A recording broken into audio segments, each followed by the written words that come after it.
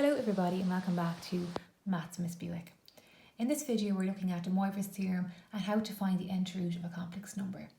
So to use De Moivre's theorem to find the nth root of a complex number, we need to express the complex number in general polar form, where z is equal to r cos theta plus 2n pi plus I sine theta plus 2n pi. So here's our question for today. Z cubed is equal to 8i. So you can see here that z to the power of n is equal to a plus bi, but z is equal to a plus bi to the power of 1 over the power, so 1 over n. So let's begin by solving to get z on its own here. So z will be equal to, if we follow this over here, we're going to do 1 over the power. So we have 8i to 1 over the power. So in other words, 8i to the power of 1/3. We'll now begin by plotting our complex number and then going about finding polar form. So here's our real and our imaginary. And if we plot 8i, well 8i is up here. There's a different mark for that. So 8i is up here.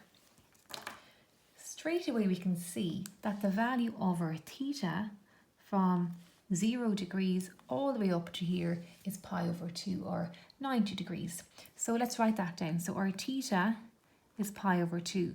In this case, we don't have to start doing tan inverse of b over 8 or anything like that, because it's very clear that our value for the theta is pi over 2. Now let's find our r value. So r is our modulus, so the square root of a squared plus b squared. So we have the square root of, well, our a is 0, and our b is a to b squared, and of course this is root 64, which is 8.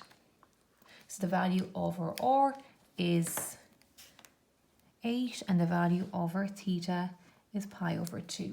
So let's input these values into our polar form.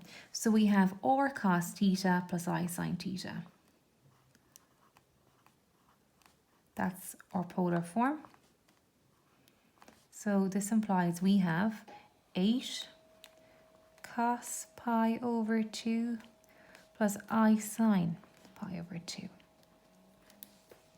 Now we're going to come along and transform this polar form into general polar form, as you can see up here. So general polar form, we're going to have 8 cos pi over 2 plus 2n pi plus I sine pi over 2 plus 2n pi. So here is our general polar form. Now, next of all, we're going to use De Moivre's theorem. We know that 8i power of 1/3 is equal to, well, we're going to take our power now and place it up here, in front of here, and in front of here. So 8 to the power of 1/3 cos 1/3 pi over 2 plus 2n pi plus I sine 1 over 3 pi over 2 plus 2n pi, and double bracket. So this is the first part done. We have De Moivre's theorem worked out here in general polar form. Next of all, we have to come along and find our roots.